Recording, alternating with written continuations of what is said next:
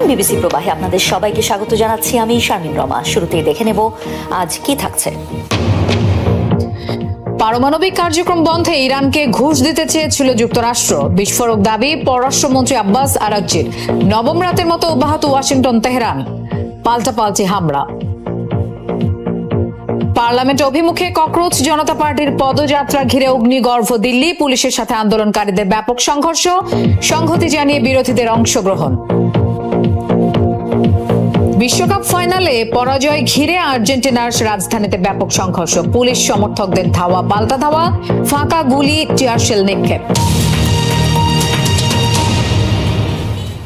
ইরানকে ঘুষ দেওয়ার চেষ্টা করেছিল যুক্তরাষ্ট্র ইউরেনিয়াম সমৃদ্ধকরণ প্রকল্প বন্ধের শর্তে।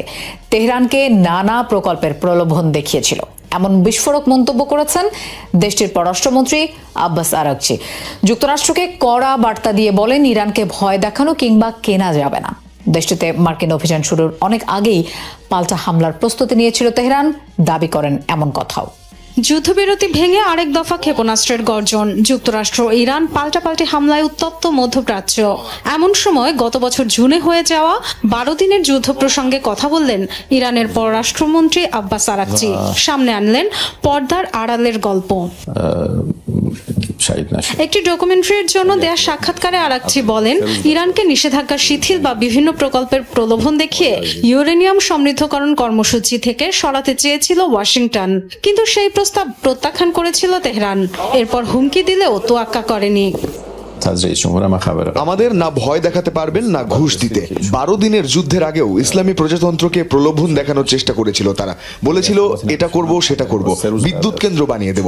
বলেছিলাম আমাদের ইউরেনিয়াম সমৃদ্ধকরণ কর্মসূচি বিক্রির জন্য নয়। এটি এমন বিষয় যার জন্য 20 বছর ধরে নিষেধাজ্ঞা সহ্য করেছে ইরানের জনগণ। বিজ্ঞানীরা রক্ত দিয়েছেন। প্রথমবারের মতো চলমান যুদ্ধের শুরুর দিনগুলোর ভয়াবহতার কথা তুলে ধরেন ইরানের পররাষ্ট্রমন্ত্রী।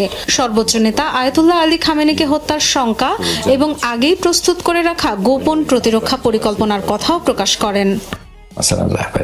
প্রথম 3 দিন আমরা পুরো বিচ্ছিন্ন ছিলাম। কে বেঁচে আছে, কে শহীদ হয়েছেন জানার চেষ্টা করছিলাম।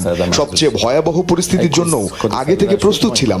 সর্বোচ্চ নেতার উপর হামলা হলে কি পদক্ষেপ নেওয়া হবে তা কোড 110 নামে আগেই নির্ধারণ করা ছিল। যুদ্ধের পর ইরান আরো শক্তিশালী হয়ে উঠেছে বলেও দাবি করেন আরাগচি। তারাই এখন বলে আমাদের পারমাণবিক বোমা আসলে হরমুজ প্রণালী। বিশ্ব এখন উপলব্ধি করছে যে ইরান শক্তিশালী। সম্ভবত এটি আমাদের বড় বিজয়। যুদ্ধ সত্ত্বেও ইসলামী প্রজাতন্ত্রের নীতি, আদর্শ ও মূল অবস্থানে কোনো পরিবর্তন হয়নি এবং হবেও না, এমন মন্তব্য করেছেন ইরানের পররাষ্ট্রমন্ত্রী। টানা নবম রাতের মতো ইরানে জোরদার হামলা চালিয়েছে ওয়াশিংটন। বিস্ফোরণের আওয়াজ পাওয়া গেছে অন্তত 5টি শহরে। আক্রান্ত হয়েছে 2টি গুরুত্বপূর্ণ বন্দরও, সেন্টকমের দাবি। জোরালো অভিযান চালানো হয়েছে আইআরজিসির মিলিটারি কমান্ড সেন্টার, আকাশ প্রতিরক্ষা, উপকূলীয় নজরদারি ব্যবস্থা, মিসাইল ও ড্রোন লঞ্চিং সাইট ও কমিউনিকেশন নেটওয়ার্ককে টার্গেট করে। জোরালো জবাব দিয়েছে ইরানও। দেশটির পশ্চিমে আইআরজিসির হামলায় পতিত হয়েছে একটি মার্কিন MQ-9 রিপার ড্রোন। এছাড়াও ব্যালিস্টিক মিসাইল ছোড়া হয়েছে জর্ডানের আকাবা বিমানবন্দরে মার্কিন বাহিনীর এয়ারক্রাফটে। আল আজরাক বিমান ঘাঁটিতে ধ্বংস হয়েছে কমপক্ষে 20টি হ্যাঙ্গার। হামলা হয়েছে কুয়েতেও, ক্ষতিগ্রস্ত একাধিক অস্ত্র ডিপো, আকাশ প্রতিরক্ষা ব্যবস্থা ও রাডার সিস্টেম। ইরাক ভূখণ্ডে ইরানের চালানো হামলায় নিহত হয়েছে আরও এক মার্কিন সেনা। রোববার এক বিবৃতিতে এই তথ্য নিশ্চিত করেছে যুক্তরাষ্ট্রের সেন্ট্রাল কমান্ড। জানায়, ইরাকের মার্কিন ঘাঁটি লক্ষ্য করে ড্রোন ছুড়েছিল ইরান। আকাশ প্রতিরক্ষা ব্যবস্থা ব্যবহার করে ভূপাতিত করা হয় সেগুলো। এর পরপরই ড্রোনগুলোর অবিস্ফোরিত বোমা নিষ্ক্রিয়ের প্রক্রিয়া শুরু হয়। হঠাৎ ঘটে বিস্ফোরণ, ঘটনাস্থলেই নিহত হন ওই মার্কিন সেনা। গত 28 ফেব্রুয়ারি যুক্তরাষ্ট্র ইরান সংঘাত শুরুর পর মধ্যপ্রাচ্যে এ পর্যন্ত মোট 17 মার্কিন সেনার প্রাণহানি ঘটল। হরমুজ প্রণালীতে আরও 2টি তেলবাহী ট্যাঙ্কারে বিস্ফোরণের ঘটনা হয়েছে। সোমবার ইরানের বার্তা সংস্থা তাসনিম নিউজ জানিয়েছে এই তথ্য। জাহাজগুলো অনুমোদনহীন পথ ব্যবহারের সময় হয় বিস্ফোরণ। এর পরপরই অচল হয়ে পড়ে নৌযান দুটি। যুক্তরাষ্ট্রের চাপেই ট্যাঙ্কারগুলো এই পথ ব্যবহার করেছিল বলে দাবি তেহরানের। এই অঞ্চলে যুক্তরাষ্ট্রের সামরিক তৎপরতা যতদিন চলবে ততদিন পণ্যবাহী কোনো জাহাজই নিরাপদ নয় বলে জানিয়েছে আইআরজিসি। গত মাসে পাকিস্তানের মধ্যস্থতায় যুক্তরাষ্ট্র ইরান সমঝোতায় পৌঁছলে কয়েকদিনে কিছুটা স্বাভাবিক হতে শুরু করেছিল নৌ চলাচল। তবে গেল সপ্তাহ থেকে পাল্টাপাল্টি হামলার জেরে আবারও অচলাবস্থা তৈরি হয়েছে গুরুত্বপূর্ণ নৌপথটিতে। পিক্যাক্স মাউন্টেন ইরানের আরও একটি সম্ভাব্য ভূগর্ভস্থ পারমাণবিক সমৃদ্ধকরণ কেন্দ্র, এমন দাবি যুক্তরাষ্ট্র ও দেশটির মিত্রদের। প্রায় 2000 ফুট গভীর সুড়ঙ্গে শুধু উন্নতমানের সেন্ট্রিফিউজ নির্মাণের দাবি জানিয়ে আসলেও সম্প্রতি খনন কাজ ও নিরাপত্তা জোরদারে ব্যাপক তৎপরতা চালাচ্ছে ইরান, যার জেরে যে কোনো সময় এই পর্বতের গভীরে টানেলে বড় ধরনের হামলার হুঁশিয়ারি দিয়েছেন ডোনাল্ড ট্রাম্প। মুহুর্মুহু হামলা পাল্টা হামলায় এক নজিরবিহীন পরিস্থিতির দিকে এগিয়ে যাচ্ছে মার্কিন ইরান যুদ্ধ। এমন সময় চরম হুঁশিয়ারির আরও একটি তীর ছুড়লেন মার্কিন প্রেসিডেন্ট ডোনাল্ড ট্রাম্প। এবার টার্গেট ইরানের রহস্যময় পর্বত পিক্যাক্স মাউন্টেন। তেহরান থেকে 220 কিলোমিটার দক্ষিণে জাগ্রস পর্বতমালায় সমুদ্রপৃষ্ঠের 1600 মিটার উঁচুতে অবস্থিত এই পাহাড়, যার ভেতরে রয়েছে দুটি ভূগর্ভস্থ টানেল কমপ্লেক্স। মাটির প্রায় 2000 ফুট গভীরে নিরেট গ্রানাইট কেটে তৈরি এই টানেলগুলো ধ্বংস করা মার্কিন অস্ত্রাগারের সবচেয়ে শক্তিশালী টানেল বিধ্বংসী বাংকার বাস্টারেরও ক্ষমতার বাইরে। ইরান আন্তর্জাতিক পরমাণু শক্তি সংস্থা এই কেন্দ্রে কেবলমাত্র উন্নত মানের সেন্ট্রিফিউজ অর্থাৎ ইউরেনিয়াম সমৃদ্ধকরণ যন্ত্র তৈরি ও সংযোজনের দাবি করে আসলেও গোপনে এখানে ইউরেনিয়াম সমৃদ্ধ প্ল্যান্ট নির্মাণ করছে তেহরান, এমন অভিযোগ তুলেছে যুক্তরাষ্ট্র ও তাদের পশ্চিমা মিত্ররা। পর্বতটিতে চলমান গতিবিধির উপর কড়া নজর রাখার এবং খুব শিগগিরই আঘাত হানার হুঁশিয়ারি দিয়েছেন মার্কিন প্রেসিডেন্ট। তাদের পারমাণবিক পরিস্থিতির অবস্থা বেশ নাজুক, তবুও পিক্যাক্স মাউন্টেনের দিকে লক্ষ্য রাখা হচ্ছে। প্রতিবারই এটি সম্পর্কে শুনি এবং বিষয়টি উড়িয়ে দেই। খুব শিগগিরই পিক্যাক্সে আঘাত হানতে পারি আমরা। Institute for science and international সিকিউরিটির প্রকাশিত সাম্প্রতিক তথ্যে জানা গেছে, দুর্ভেদ্য এই সুড়ঙ্গের প্রবেশপথ আরও শক্তিশালী ও উন্নত করছে তেহরান। পুরোদমে চলছে ভেতরের খনন কাজও। বিভিন্ন গণমাধ্যমের প্রতিবেদন অনুযায়ী ভূগর্ভস্থ কেন্দ্রটিকে অন্যতম সুরক্ষিত স্থাপনা হিসেবে বর্ণনা করেছে ইসলামিক প্রজাতন্ত্র ইরান। অন্যদিকে পারমাণবিক অস্ত্র তৈরির সক্ষমতা অর্জনে পিক্যাক্সকে ইরানের কৌশলগত ব্যাকআপ বলে মন্তব্য পশ্চিমাদের। ফিলিস্তিন জুড়ে অব্যাহত ইসরায়েলের বর্বরতা। গাজায় হামলায় প্রাণ গেছে অন্তত 2 জনের। দখলকৃত পশ্চিম তীরে একটি বাড়ি ও মসজিদে অগ্নিসংযোগ করেছে ইসরায়েলি দখলদাররা। রোববার হেব্রনের একটি গ্রামে আকস্মিক হামলা চালিয়ে আগুন ধরিয়ে দেয় দখলদার ইসরায়েলিরা। আগুন নেভাতে তৎপর হওয়া স্থানীয় বাসিন্দা ও ফায়ার সার্ভিস কর্মীদের সাথেও জড়ায় সংঘর্ষে। এছাড়াও দখলদারদের হামলায় নাবলুসের একটি শহরে আহত হয়েছে 4 ফিলিস্তিনি। জেনিন ও বেথলেহেমে অভিযান চালিয়ে 4 জনকে আটক করেছে আইডিএফ। পশ্চিম তীরের পাশাপাশি গাজার বিভিন্ন এলাকাতেও হামলা চালিয়েছে আইডিএফ। আহত ফিলিস্তিনিদের বহনকারী অ্যাম্বুলেন্স লক্ষ্য করেও চালিয়েছে গুলি। গেল অক্টোবরে শুরু হওয়া যুদ্ধবিরতির পর থেকে আইডিএফের হামলায় নিহত ফিলিস্তিনের সংখ্যা ছাড়িয়েছে 1000-এরও বেশিতে। গেল অক্টোবরে যুদ্ধবিরতি ঘোষণার পর গাজায় 3700 বার চুক্তি লঙ্ঘন করেছে ইসরায়েল।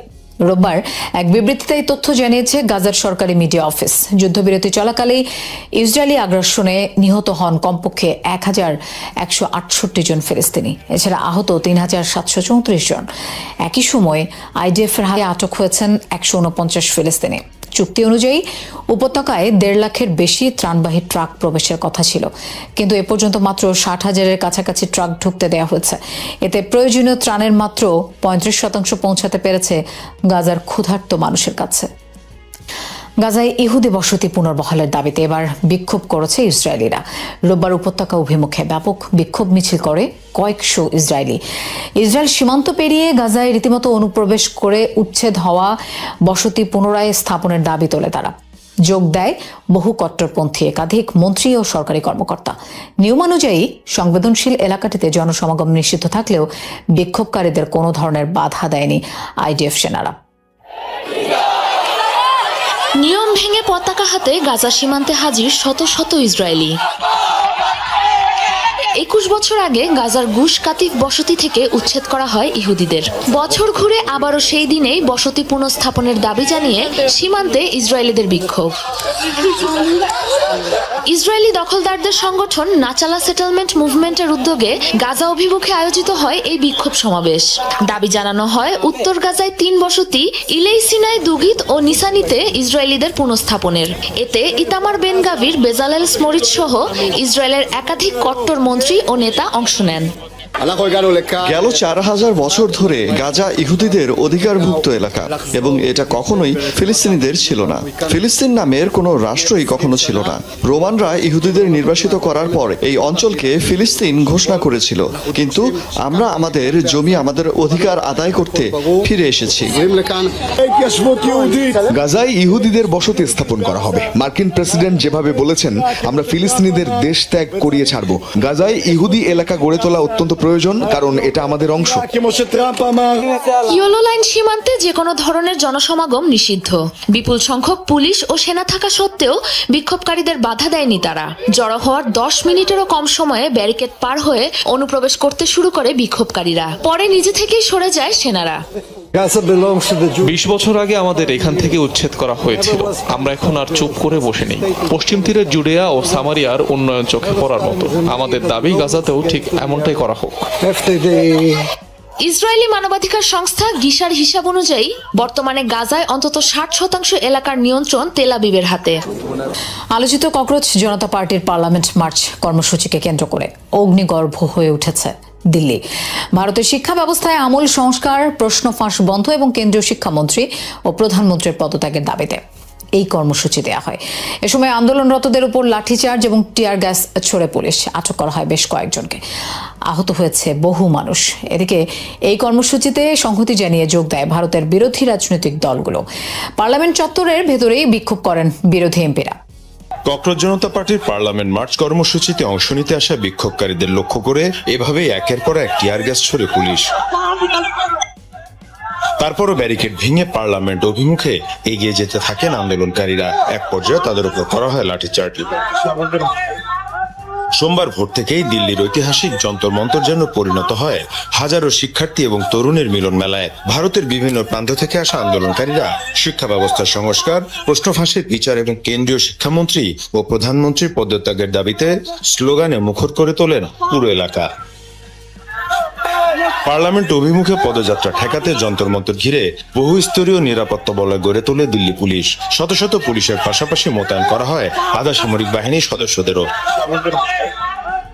পুলিশ জানিয়েছে পদযাত্রার কোনো অনুমতি দেওয়া হয়নি, তবে সিজিপি নেতৃত্ব ঘোষণা দেয় পূর্ব ঘোষিত কর্মসূচি অনুযায়ী তারা পার্লামেন্টের দিকেই এগোবে। আন্দোলনের উদ্যোক্তাদের দাবি এটি কোনো দলীয় কর্মসূচি নয়, বরং শিক্ষার্থীদের ভবিষ্যৎ রক্ষার আন্দোলন। যে সিস্টেমে চলছে পুরো দেশ, আমরা তার বিরুদ্ধে দাঁড়িয়েছি।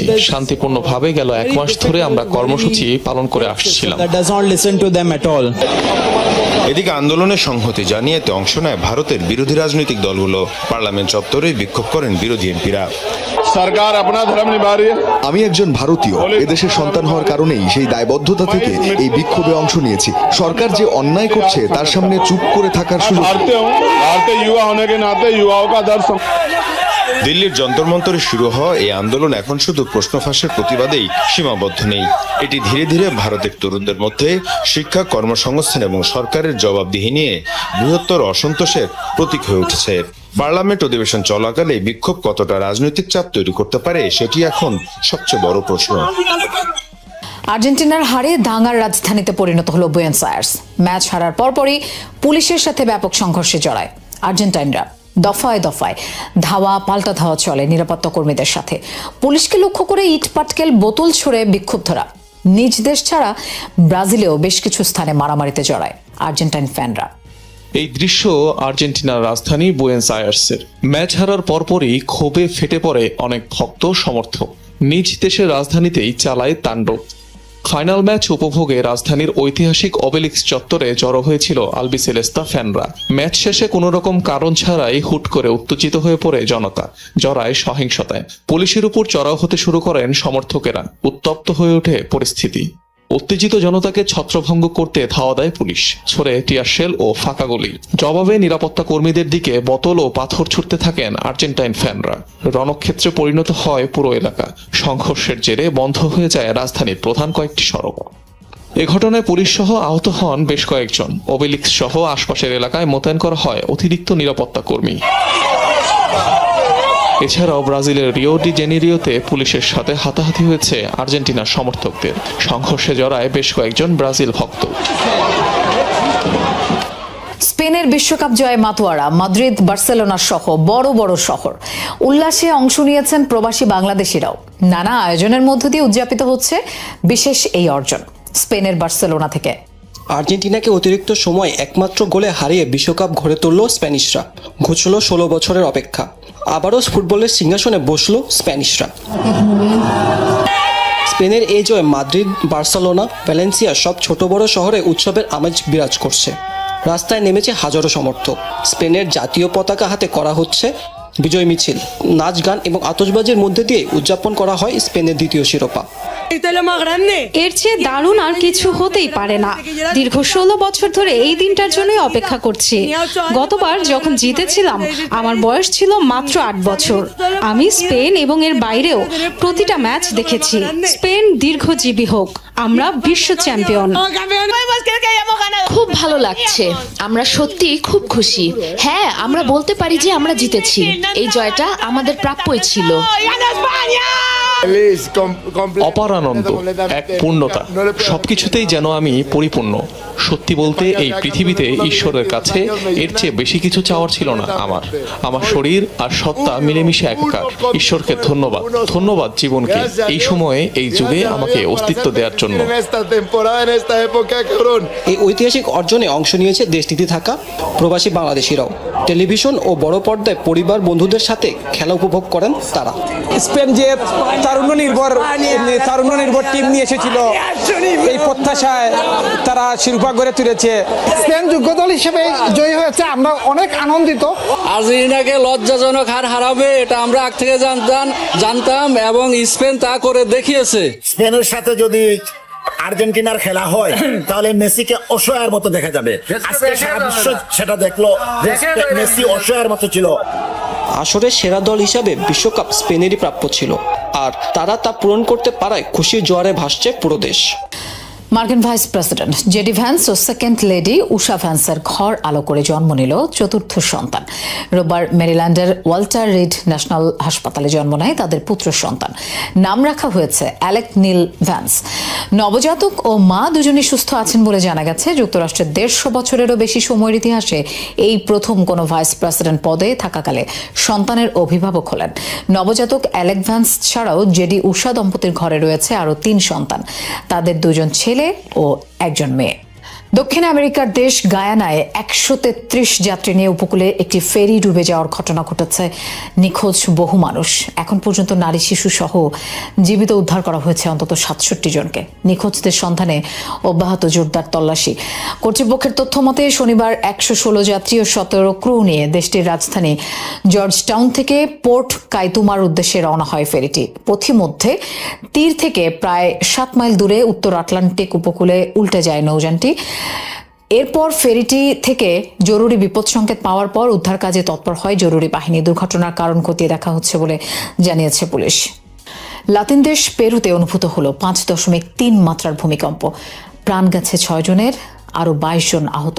এই তথ্য নিশ্চিত করেছে দেশটির জাতীয় জরুরি অবস্থা পরিচালন কেন্দ্র। শনিবার রাতে মধ্যাঞ্চলীয় জুনিন প্রদেশে অনুভূত হয় কম্পন। উৎপত্তি স্থল ছিল ভূগর্ভের 24 কিলোমিটার গভীরে। মাটির নিচে চাপা পড়া মরদেহগুলো উদ্ধার করে একটি অস্থায়ী তাঁবুতে রাখা হয়েছে। আশঙ্কা বাড়তে পারে নিহতের সংখ্যা। আটকা পড়া বাসিন্দাদের উদ্ধারে অভিযান চলমান রয়েছে। ভূমিকম্পের ক্ষয়ক্ষতি নিরূপণে কাজ করছে প্রশাসন। বিরল জোড়া টর্নেডো দেখা গেল সুইডেনে। দেশটির পশ্চিমাঞ্চলীয় একটি এলাকার ক্যামেরায় এই মুহূর্ত ধরা পড়েছে। অদ্ভুত সেই দৃশ্য এরই মধ্যে সামাজিক যোগাযোগ মাধ্যমে ভাইরাল। একাধিক ভিডিওতে জলাভূমির ওপর দ্রুতগতিতে ঘুরপাক খেতে দেখা যায় টর্নেডো দুটিকে। বেশ কিছুক্ষণ স্থায়ী হওয়ার পর 2টি টর্নেডো মিলিত হয় একটিতে। খানিক পরে এটি বাতাসে মিলিয়ে যায়। তবে এই ঘটনায় কোনো ক্ষয়ক্ষতি হয়নি। নিষেধাজ্ঞার বেড়াজাল গলিয়ে মাত্র কয়েক সপ্তাহের ব্যবধানে $6 বিলিয়ন তেল বিক্রি।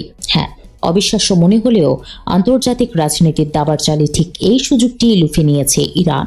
যুক্তরাষ্ট্রের সঙ্গে এক স্বল্পমেয়াদী সাময়িক চুক্তির সুযোগে প্রায় 7 কোটি ব্যারেল অপরিশোধিত তেল রপ্তানি করেছে তেহরান, যার বর্তমান বাজার মূল্য প্রায় 5 থেকে 6 বিলিয়ন মার্কিন ডলার। কিন্তু কিভাবে সম্ভব হলো এটি? মার্কিন প্রভাবশালী সংবাদ মাধ্যম দ্য ওয়াল স্ট্রিট জার্নাল সম্প্রতি এক প্রতিবেদনে এই চাঞ্চল্যকর তথ্য সামনে এনেছে। পরমাণু অস্ত্রবিরোধী বেসরকারি সংস্থা ইউনাইটেড এগেইনস্ট নিউক্লিয়ার ইরানের তথ্যের বরাত দিয়ে তারা জানায়, গত জুন থেকে জুলাই মাসের মাঝামাঝি সময়ের মধ্যে ইরানের প্রায় 20টি তেলের ট্যাঙ্কার এশিয়ার বিভিন্ন দেশের উদ্দেশ্যে রওনা দেয়। গত 22 জুন মার্কিন ট্রেজারি বিভাগের ফরেন অ্যাসেটস কন্ট্রোল অফিস বা ওএফএসি হঠাৎ একটি সাধারণ লাইসেন্স জারি করে। এই লাইসেন্সের মাধ্যমে ইরানি তেল ও পেট্রোলিয়ামজাত পণ্য উৎপাদন, সরবরাহ এবং বিক্রির ওপর মার্কিন নিষেধাজ্ঞা সাময়িকভাবে শিথিল করা হয়। মূলত একটি অঘোষিত যুদ্ধবিরতি ও কৌশলগত সমঝোতার অংশ হিসেবেই এই সিদ্ধান্ত নিয়েছিল ট্রাম্প প্রশাসন। তবে আন্তর্জাতিক রাজনীতির এই সাময়িক স্বস্তি বেশি দিন টেকেনি। পূর্ব নির্ধারিত চুক্তি অনুযায়ী এই শিথিলতা আগামী 21 আগস্ট পর্যন্ত বজায় থাকার কথা ছিল, কিন্তু সবাইকে চমকে দিয়ে মাত্র 2 সপ্তাহের মাথায় গত 7 জুলাই মার্কিন ট্রেজারি বিভাগ সেই লাইসেন্স বাতিল ঘোষণা করে। নতুন নির্দেশনায় ইরানের তেল খাতের উপর পুনরায় কঠোর নিষেধাজ্ঞা আরোপ করা হয় এবং সব ধরনের নতুন লেনদেন নিষিদ্ধ করা হয়। হঠাৎ কেন মার্কিন প্রশাসন অবস্থান বদলালো তা নিয়ে নানা গুঞ্জন থাকলেও একটি বিষয় স্পষ্ট, মাত্র কয়েক সপ্তাহের এই সুযোগ পুরোপুরি কাজে লাগিয়েছে ইরান। আর এর মাধ্যমে তারা প্রমাণ করেছে ভূরাজনীতির জটিল সমীকরণে নিষেধাজ্ঞা যেমন চূড়ান্ত অস্ত্র নয়, তেমনি কূটনীতির মঞ্চে চিরস্থায়ী শত্রু বলেও কিছু নেই। যুক্তরাষ্ট্র আর ইরানের মধ্যে বিরোধ নতুন কিছু নয়। মাঝে মধ্যেই এই দুই দেশের উত্তেজনা এমন এক পর্যায়ে পৌঁছায় যখন বিশ্বজুড়ে প্রশ্ন ওঠে, তবে কি এবার সত্যিই চূড়ান্ত যুদ্ধ বাঁধতে চলেছে? ওয়াশিংটন আর তেহরানের এই চরম লড়াইয়ের মাঝে সবচেয়ে বড় প্রশ্নটি হলো, যুক্তরাষ্ট্র কি ইরানে কোনো স্থল অভিযান বা সেনা মোতায়েন করবে? বিশ্লেষকরা বলছেন এর উত্তর না। চরম উত্তেজনা সত্ত্বেও ওয়াশিংটনের পক্ষ থেকে ইরানে কোনো ধরনের স্থল আগ্রাসনের সম্ভাবনা প্রায় শূন্য। কিন্তু কেন? কাতারের জর্জটাউন ইউনিভার্সিটির রাজনৈতিক বিশ্লেষক অধ্যাপক পল মাসগ্রেভ সম্প্রতি আন্তর্জাতিক সংবাদ মাধ্যম আল জাজিরাকে দেওয়া এক সাক্ষাৎকারে এই পরিস্থিতির একটি নিখুঁত বিশ্লেষণ করেছেন। তার মতে, হোয়াইট হাউস যে কোনো মূল্যে একটি রক্তক্ষয়ী স্থলযুদ্ধ এড়াতে চাইছে, আর মার্কিন প্রেসিডেন্ট ডোনাল্ড ট্রাম্পের এই মুহূর্তে এমন কোনো বড় সামরিক পদক্ষেপ নেওয়ার মতো রাজনৈতিক সদিচ্ছাই নেই। মার্কিন প্রশাসনের এই পিছুটানের পেছনে মূল কারণ দুটি: নিজেদের সেনাদের প্রাণহানি এড়ানো এবং একটি দীর্ঘমেয়াদী যুদ্ধ থেকে দূরে থাকা। ইতিহাস বলে, মধ্যপ্রাচ্যে যে কোনো দীর্ঘমেয়াদী যুদ্ধ যুক্তরাষ্ট্রের জন্য রাজনৈতিক ও অর্থনৈতিকভাবে বড় বিপর্যয় ডেকে এনেছে। আর ইরান কোনো ছোটখাটো দেশ কিংবা ভেনেজুয়েলার মতো সহজ কোনো লক্ষ্য নয়। ইরান আয়তনে বিশাল এবং সামরিক দিক থেকেও বেশ শক্তিশালী, ফলে দেশটিতে চাইলেই খুব সহজে মার্কিন অস্ত্র, সেনা বা সামরিক সরঞ্জাম প্রবেশ করানো সম্ভব নয়। অধ্যাপক মাসগ্রেভ একটি গুরুত্বপূর্ণ বিষয় সামনে এনেছেন। তিনি বলেছেন, ইরানে যদি বড় কোনো স্থল অভিযান চালাতে হয় তবে মার্কিন বাহিনীকে বিশাল পরিসরে প্রস্তুতি নিতে হবে, আর এই দীর্ঘ প্রস্তুতির সময়টাই হবে যুক্তরাষ্ট্রের জন্য সবচেয়ে ঝুঁকিপূর্ণ, কারণ এই সুযোগে মার্কিন বাহিনীর ওপর পাল্টা মারাত্মক আঘাত হানার সুবর্ণ সুযোগ পেয়ে যাবে ইরান। ফলে যে কোনো স্থল অভিযান মার্কিন সেনাদের জন্য চরম বিপর্যয় ও রক্তপাতের কারণ হতে পারে। ইরান মূল ভূখণ্ডে না হলেও দেশটির দক্ষিণাঞ্চলীয় দ্বীপপুঞ্জগুলো দখল করার জন্য কি কোনো সামরিক অভিযান হতে পারে? বিশেষজ্ঞরা বলছেন, যদি তেমন কিছু ঘটেও তবে তার রূপ নিতে পারে বর্তমান ইউক্রেন যুদ্ধের মতো। ইউক্রেন যুদ্ধ যেমন একটি দীর্ঘমেয়াদী রক্তক্ষয়ী ও বিধ্বংসী লড়াইয়ে পরিণত হয়েছে, ট্রাম্প প্রশাসন কখনোই চাইবে না তাদের নিজেদের সেনারা তেমন কোনো পরিস্থিতির মুখোমুখি হোক। যুক্তরাষ্ট্রের কৌশলটা ঠিক কি? আসলে স্থল সেনা মোতায়েনের পরিবর্তে মার্কিন প্রশাসন বর্তমানে অত্যন্ত পরিকল্পিতভাবে ইরানের বিরুদ্ধে আকাশপথে বিমান হামলা ও দূরপাল্লার সামরিক অভিযানের নীতি বেছে নিয়েছে। সহজ কথায়, স্থল সেনা ব্যবহার করে উদ্দেশ্য সফল করার মতো প্রয়োজনীয় রাজনৈতিক পুঁজি, দৃঢ় ইচ্ছা কিংবা মানসিক প্রস্তুতি এর কোনোটিই এই মুহূর্তে প্রেসিডেন্ট ট্রাম্পের নেই। তাই বিশ্লেষকদের ধারণা, যুক্তরাষ্ট্র ও ইরানের এই লড়াই আপাতত আকাশপথ আর দূরপাল্লার আক্রমণের মধ্যেই সীমাবদ্ধ থাকবে। জাতিসংঘ সাধারণ পরিষদের অধিবেশনে যোগ দিতে নিউ ইয়র্কে পা রাখলেই কি গ্রেফতার হতে পারেন ইসরায়েলের প্রধানমন্ত্রী বেনিয়ামিন নেতানিয়াহু? এমন এক নজিরবিহীন সম্ভাবনার কথা উস্কে দিয়ে নতুন আলোচনার জন্ম দিয়েছেন নিউ ইয়র্কের mayor Zohran Mamdani. The New York টাইমসকে দেওয়া এক সাক্ষাৎকারে মামদানি বলেছেন, নেতানিয়াহু একজন যুদ্ধাপরাধী যার বিরুদ্ধে আন্তর্জাতিক অপরাধ আদালত বা আইসিসি আনুষ্ঠানিক অভিযোগ এনেছে। তাই আন্তর্জাতিক আইন অনুযায়ী তার বিচার হওয়া উচিত এবং তাকে দ্য হেগের আদালতে দাঁড় করানো উচিত। কিন্তু প্রশ্ন হলো, নিউ ইয়র্ক সিটির মেয়রের কি আসলেই একজন বিদেশি সরকার প্রধানকে গ্রেফতারের আইনি এখতিয়ার রয়েছে? মামদানি স্বীকার করেছেন, নিউ ইয়র্ক পুলিশ বিভাগ তার প্রশাসনের অধীনে পরিচালিত হলেও বিষয়টি আইনিভাবে বেশ জটিল। তবে একে তিনি হালকাভাবে নিচ্ছেন না। আগামী সেপ্টেম্বরে নেতানিয়াহু নিউ ইয়র্কে এলে তার বিরুদ্ধে কোনো আইনি পদক্ষেপ নেওয়া সম্ভব কিনা তা খতিয়ে দেখতে সিটির আইন বিভাগের সঙ্গে নিবিড় ও সক্রিয় আলোচনা চালিয়ে যাচ্ছেন তিনি। মামদানির এই মন্তব্যের পর প্রতিক্রিয়া জানাতে সময় নেয়নি ইসরায়েল। জাতিসংঘে নিযুক্ত ইসরায়েলের রাষ্ট্রদূত ড্যানি ডানন সামাজিক যোগাযোগ মাধ্যম এক্সে ক্ষোভ প্রকাশ করে লিখেছেন, নিজের দায়িত্ব ও শহরে ক্রমবর্ধমান ইহুদি বিদ্বেষ মোকাবেলার দিকে নজর না দিয়ে মামদানি শিরোনাম হওয়ার জন্য ইসরায়েলের ওপর আক্রমণ চালাচ্ছেন। ড্যানন স্পষ্ট জানিয়ে দিয়েছেন, এই হুমকিতে কিছুই পরিবর্তন হবে না। নেতানিয়াহু নিউ ইয়র্কে আসবেন এবং গর্বের সঙ্গে জাতিসংঘে ভাষণ দেবেন। উল্টো মামদানিকে কটাক্ষ করে তিনি বলেন, যদি কাউকে গ্রেফতার করতেই হয় তবে নিউ ইয়র্কের এই নেতাকেই করা উচিত। নেতানিয়াহু বনাম মামদানির এই দ্বন্দ্ব অবশ্য নতুন নয়। এর আগে একটি রেডিও অনুষ্ঠানে মামদানির বিরুদ্ধে হামাসকে সমর্থন এবং গোপনে আমেরিকাকে ঘৃণা করার অভিযোগ তুলেছিলেন নেতানিয়াহু। আমরা কি একদিন পৃথিবীর বাইরে বুদ্ধিমান প্রাণের খোঁজ পাবো? কয়েক দশক ধরে অনুসন্ধান চলছে, তবে এখনো পর্যন্ত আমাদের ছায়াপথ আকাশগঙ্গায় ভিন গ্রহের প্রতিবেশীদের কোনো প্রমাণ খুঁজে পাওয়া যায়নি।